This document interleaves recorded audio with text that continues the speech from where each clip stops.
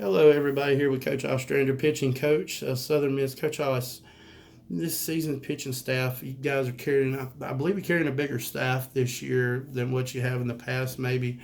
Um, what what are some of your first impressions? What are the first things come to mind when you talk about this staff?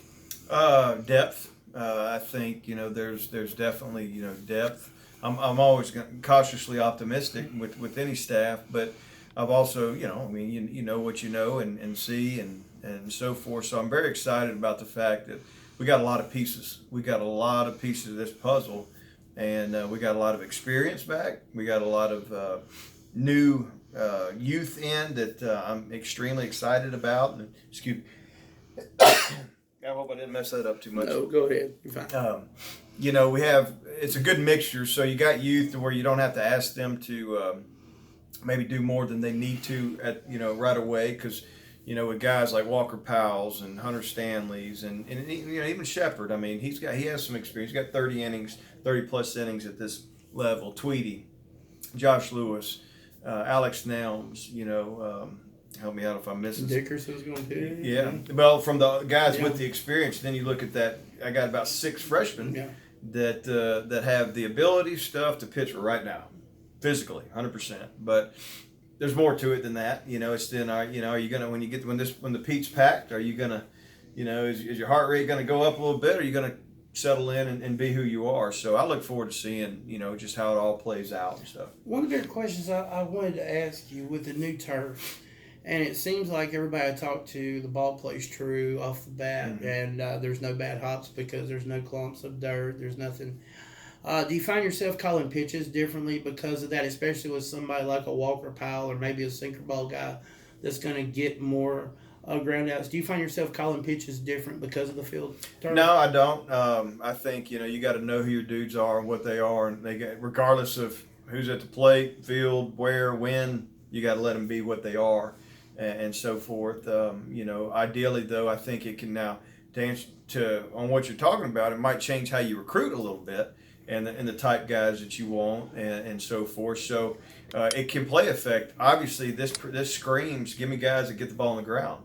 And so certain pitchers do that better than others, and I love it. In this 20 class, we got a few coming in that I'm sitting there going in my mind, going, man, that dude's going to be pretty good on the mound because he's such a power sinker type guy. So, but if he's not that, you don't try to force it either. So I don't know if I'll change my style of calling pitches for that individual pitcher, but I might look for some more of those sinker ballers, on the road.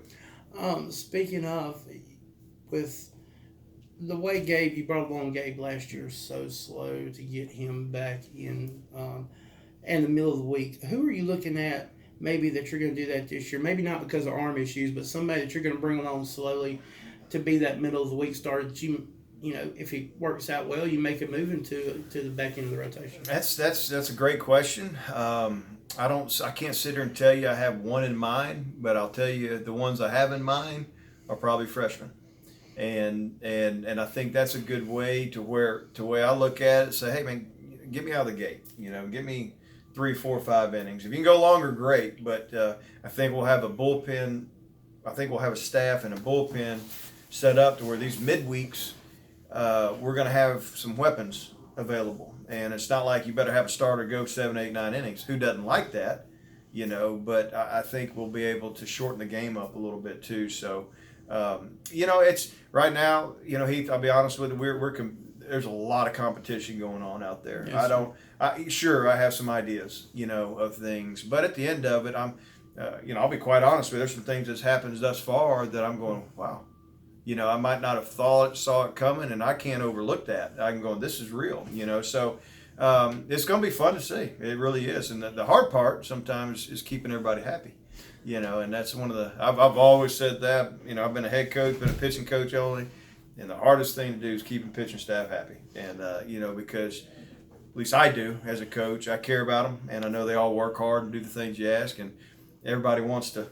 Everybody wants to get out there, but it's not perfect. Everybody's not going to pitch the exact same amount of innings. And so, they got to accept roles and go from there. A guy that's coming back off an injury that really was a shining star early in the season, and that injury was Ryan Ock. And I know he's a guy that can be a starter, but you can also use him as a closer role or maybe a setup, but probably closer.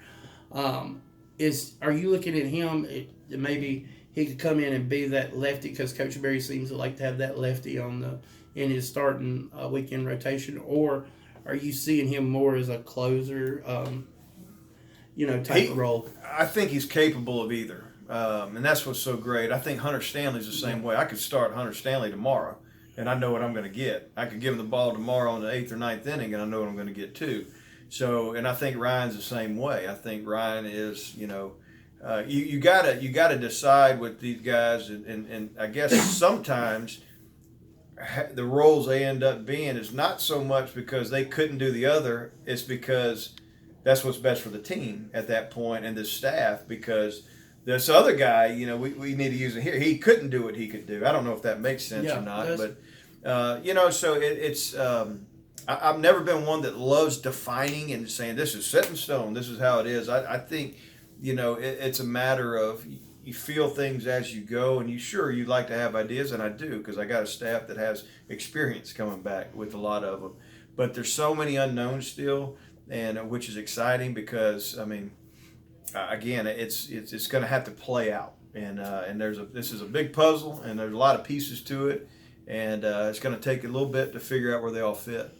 Well, Coach Oz, once again, we appreciate you stopping by talking with us, and best of luck this season, and we'll talk to you down the road, sir. All right, thank you.